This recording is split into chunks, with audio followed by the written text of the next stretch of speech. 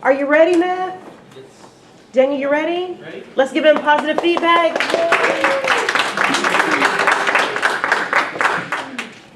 All right, so I'm Daniel, and I'm going to teach you all, or I'm going to show you how to travel internationally. All right, first things first is to plan the trip. You're going to want to look at all the places that are, well, first of all, you got to find a place first. So figure out where it is you want to go. There are several places all around the world that you can go to.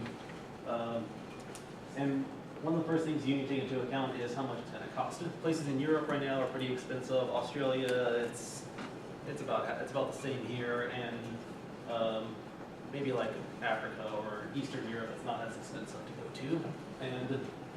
And also too, see if you know anyone that's been to that country before. Like ask around, ask your friends, hey, have you been to this country before, and what's it like? What are the people like? What are the laws like? And then on top of that, also too, make sure you have your passport. If you don't have it, get it as soon as possible. It does take some time to get, so keep that in mind. Now, next thing you want to do is research the country. Find out all the information, such as the laws. If you need a visa, is it safe, for one thing? Pretty much. It's pretty much just research. Ask around on internet, research, State Department, website, all that stuff. Just on there, check it out. And actually, speaking of that, travel alerts. These countries right here, these are just some of the countries that are currently on the State Department's website that have travel. Afghanistan, it should be pretty obvious why there's a travel alert for that.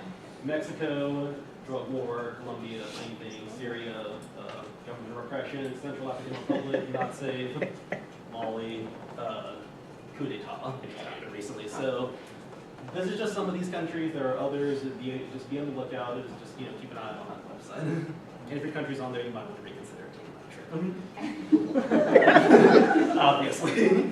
And then, of course, know the laws of that country too. Make sure you at least have an idea of it, because the State Department is very limited too.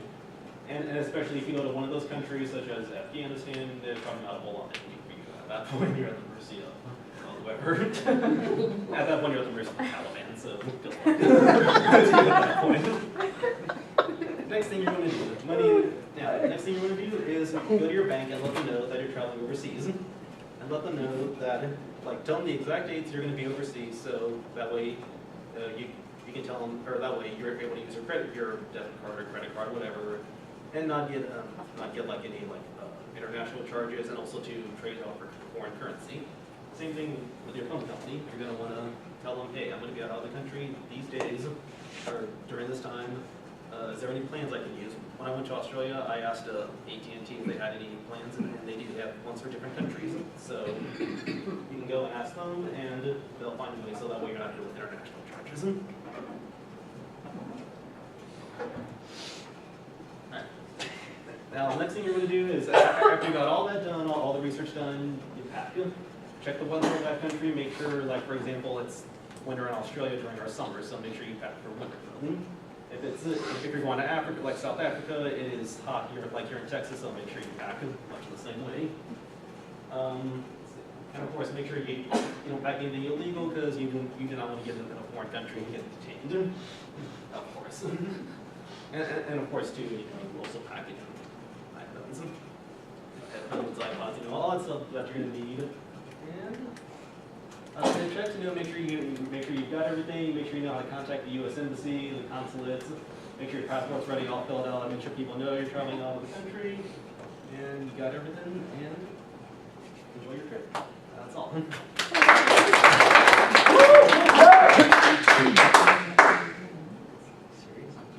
Going to South America now.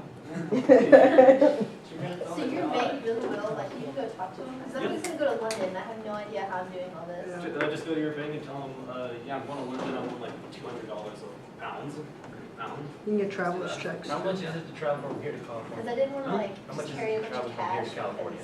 Yeah, when I go overseas, I do traveler's checks because they're kind of like insurance. Right, but Rebecca, you always want to have a couple of $100 in the national currency, so when you get there, because the exchange rates are really high, so if you need a cab, you want to buy something to drink, you need to have their money with you when you get to the airport to catch a cab and to do various things like that. They have So- currency exchanges at all the international. They do. But you also want to find out where the best exchanges are, so it's not as high, because sometimes they like to rip you off.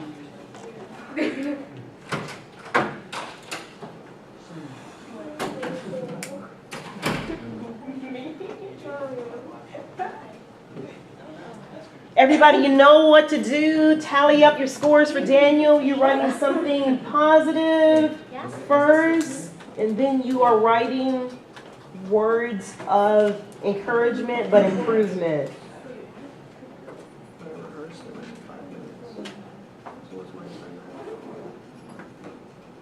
Or something. Or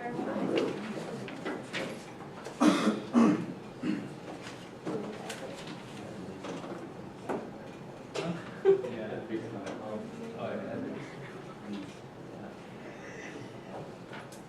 Did you have sources? Oh, yeah, yeah.